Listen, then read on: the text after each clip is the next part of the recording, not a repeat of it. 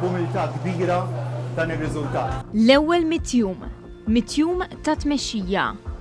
F'Baħar Kalm kull kaptan kapaċi jbaħħar il-bastiment. Iżda dak li ffaċċja Robert Abela fl-ewwel mitjum tiegħu fit-tmum tal-Partit Laburista u tal-pajjiż kien il-kuntrarju ta' dan. Sa mill-ewwel diskors tiegħu bħala mexxej tal-Partit Laburista, Robert Abela wera li rid jaqgħad. Partit wieħed, pajjiż wieħed, poplu wieħed, aħna il-koll ulied familja waħda. It-tnejn 13 ta' Jannar, Robert Abela ħal ġurament tal-ħatra bħala l-14 il-Prim Ministru ta' Malta. Jiena, Robert Abela, solennement naħlef li naqdi fedelment u skont il-kuxjenza id-dmirijiet tiegħi bħala Prim Ministru skont il-Kostituzzjoni u l-liġijiet ta' Malta. Mingħajr biża' jew favur. Hekk Alla jgħinni. Jumejn wara, Robert Abela ħabbar il-membri tal-Kabinett il-ġdid b'5 uġuħ ġodda li tul il-leġislatura servew bħala deputati.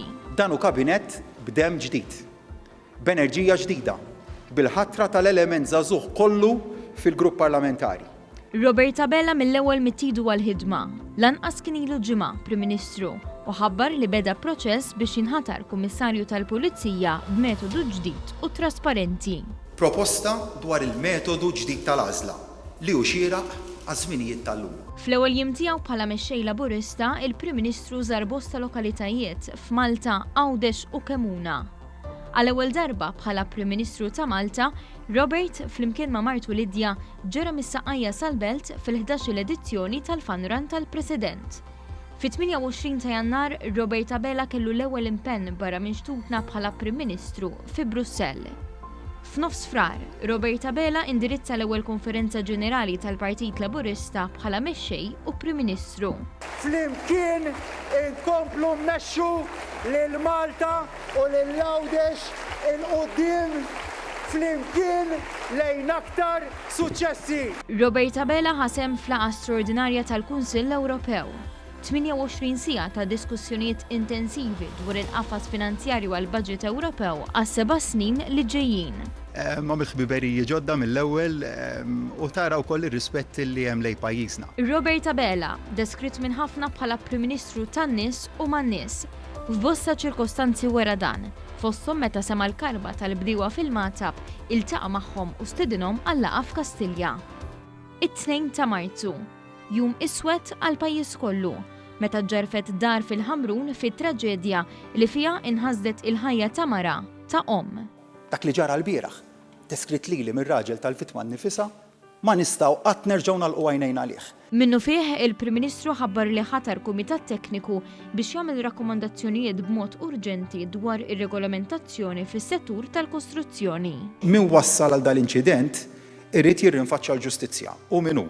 L-istorja tal-ewwel mitjum ta' tmexxija ta' Robert Abela qed tkun deskritta minn ħafna bħala mamudija tan-nar għaliex ħabbat wiċċu mill-ewwel ma' sitwazzjonijiet mill-aktar diffiċli, fosthom il-pandemija tal-coronavirus. Fil-ġimgħat qabel faqqa l-ewwel każ f'pajjiżna, il-Gvern taħt it-tmexxija ta' Robert Abela ħejja ruħu b'mod strutturat biex ikun imħejji għal kull sitwazzjoni li tista' tinqala'. Is-saħħa tal-poplu l-ewwel. Dan kien il-prinċipju li saħaq fuq sa mill-ewwel każ ta' COVID-19 f'pajjiżna u minn dakinhar sal-lum ma ħaresx lura. Beda jħabbar il-miżuri paru passu mal-pariri tal-awtoritajiet tas-saħħa.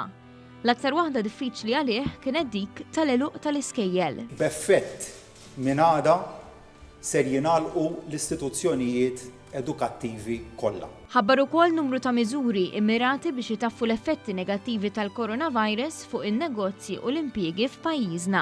B'miżuri li iżda huma costed waħda wara waħda xahar b'xahar.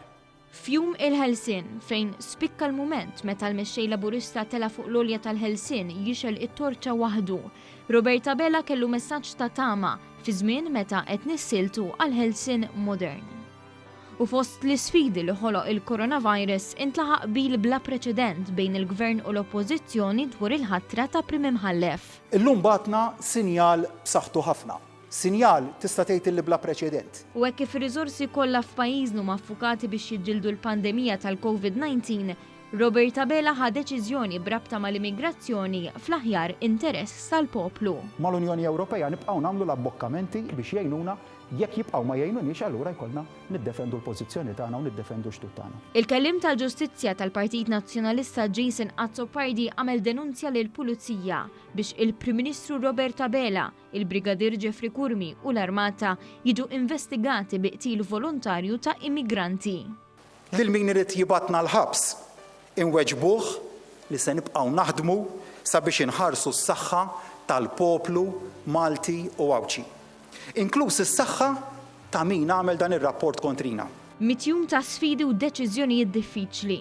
Ma' kull jum li għadda, ma' kull deċiżjoni li ttieħdet, Roberta Bela kiseb il-fiduċja u l-ammirazzjoni ta' bosta, kif anki urew bosta sondaġġi. Mitjum li jawguraw tajjeb għal futur tad-9 mexxej tal-Partit Laburista u l-14 il-Prim Ministru ta' Malta.